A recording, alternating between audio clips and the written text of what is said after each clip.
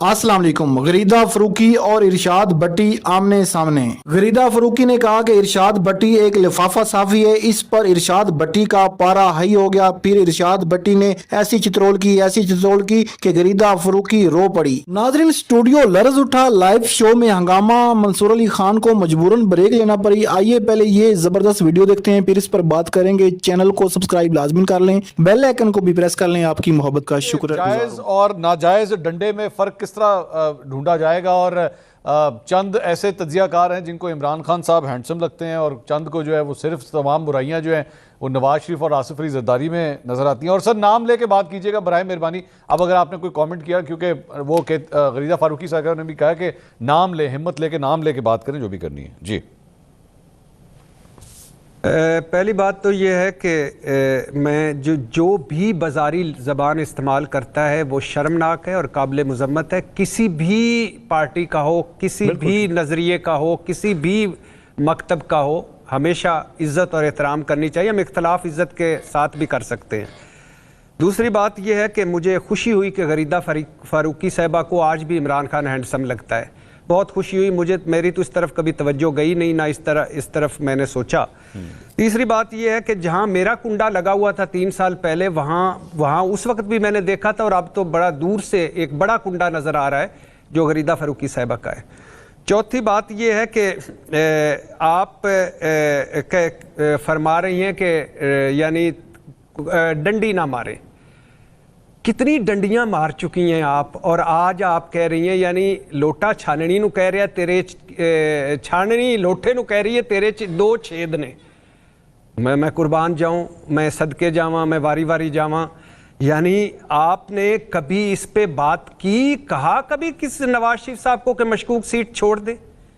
शहबाज शरीफ साहब परफॉर्मेंस पे बैठे हुए हैं, वजीर आजम पाकिस्तान।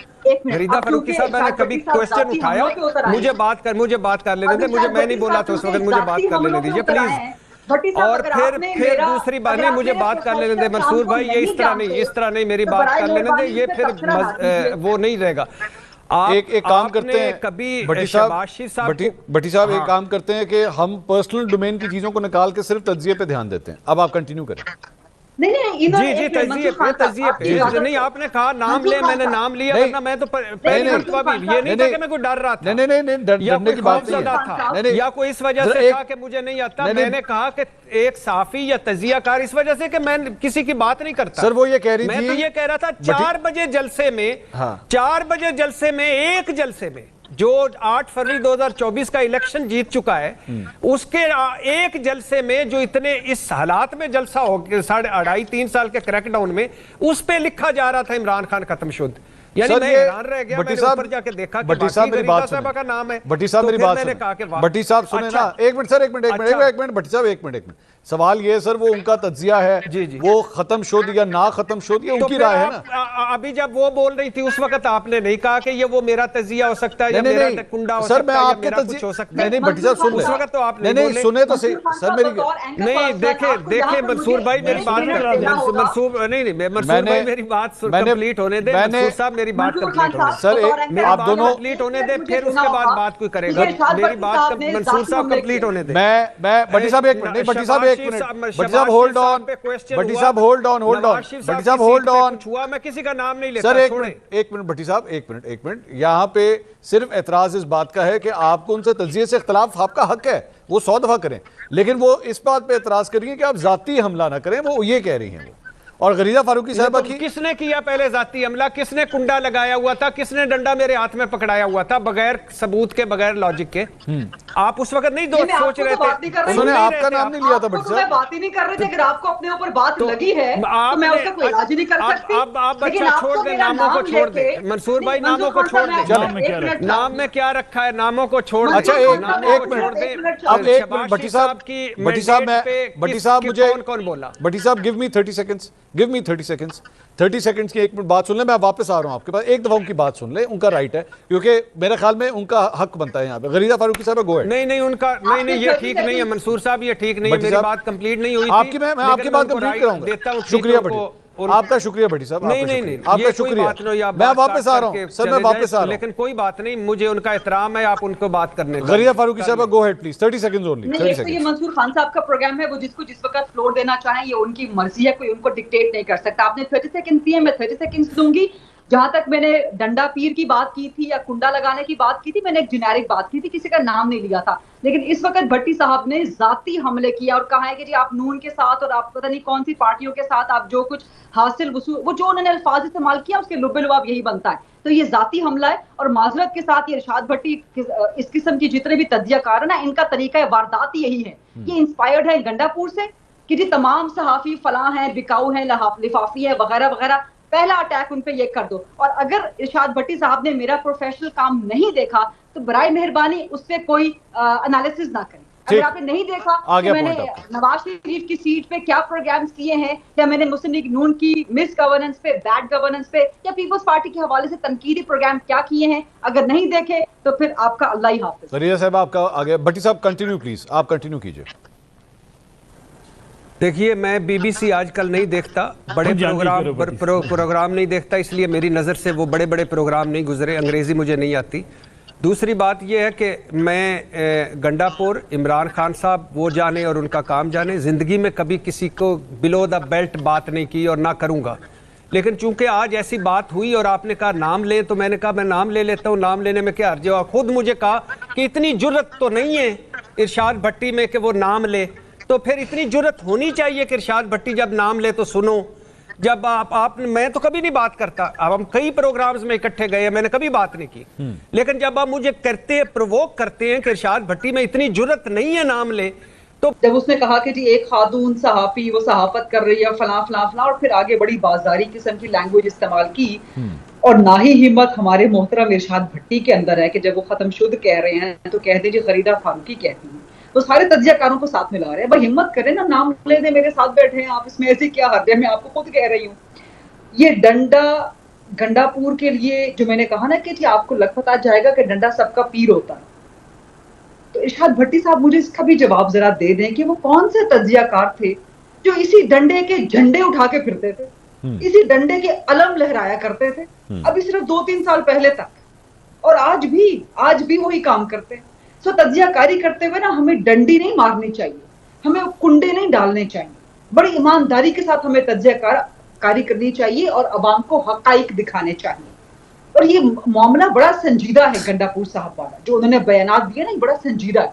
अफगानिस्तान के साथ मुज़ाकरात करेंगे, यानी कि अफगान तालिबान के साथ मुज़ाकरात करेंगे। कौन से अफगान तालिबान जो कि फितना खवारिज की पुष्ट पे खड़े हैं, कौन से अफगान तालिबान जो रोजाना की बुनियाद पे जिनकी सरजमीन इस्तेमाल होके, जिनके वसाइल इस्तेमाल होके, जिनकी पुष्ट इस्तेमाल होके फितरा अल खवारिज रोजाना की बुनियाद पे आपके नौजवान अफसरान और जवानों को शहीद कर रहे हैं, आपकी सिक्योरिटी फोर्सेस के।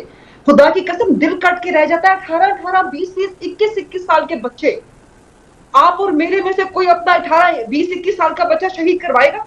नहीं करवाते। तो सलाम है उन माओ को, सलाम है उन सिक्योरिटी फोर्सेस को।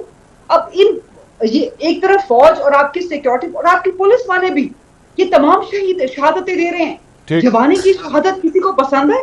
जवानी में मरना, इतने नौजवान बच्चे, मतलब खुदा के लिए कुछ तो शर्म कर लें। आपको खैबर पख्तूनख्वा के अवाम ने बना दिया है, मैंडेट दिया है, वो भी परफॉर्मेंस पे नहीं दिया।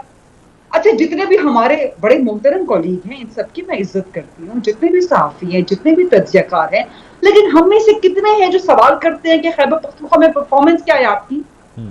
हम उनको बिल्कुल मासूम बना के पेश करते हैं कि जी बड़ा जुल्म हो गया, उनके साथ बड़ी ज्यादती हो गई।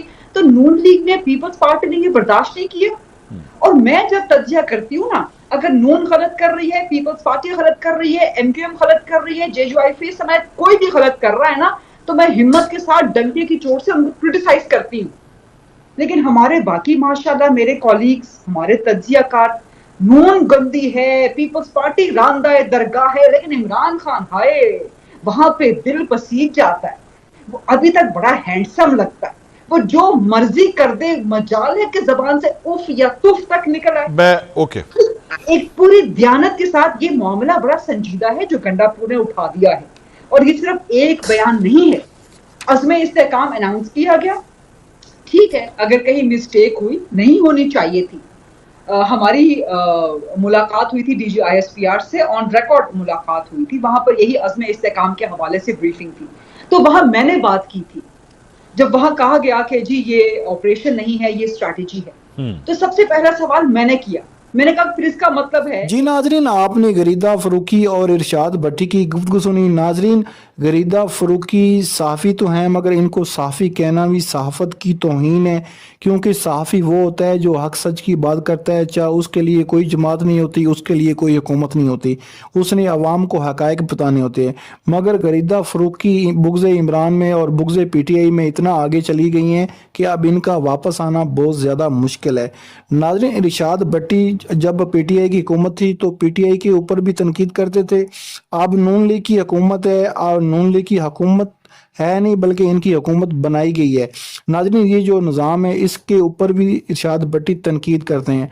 आपको पता है कि हुकूमत पर तनकीद करना या इस निज़ाम पर तनकीद करना ऐसे ही है कि जैसे अपनी मौत को दावत देना।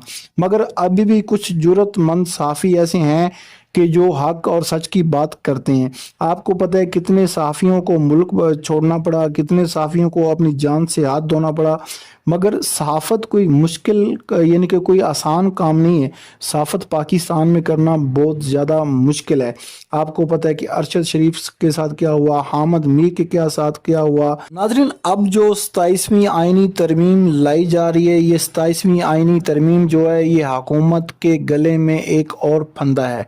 नाज़रीन, जो 27वीं तरमीम लेकर आ रहे हैं इनको भी पता है कि ये वक्ती तौर पे इनका फ़ायदा है।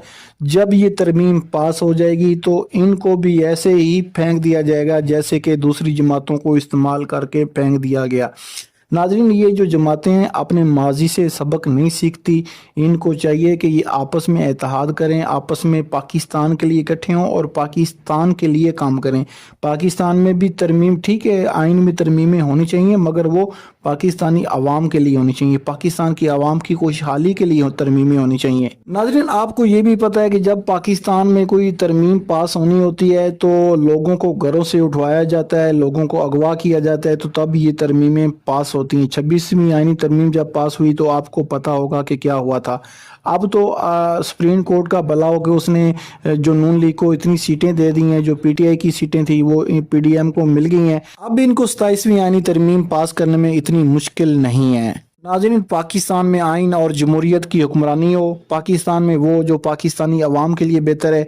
मिलते हैं एक नेक्स्ट वीडियो में, तब तक अपने मेज़बान को इजाज़त दीजिए। अल्लाह हाफिज़।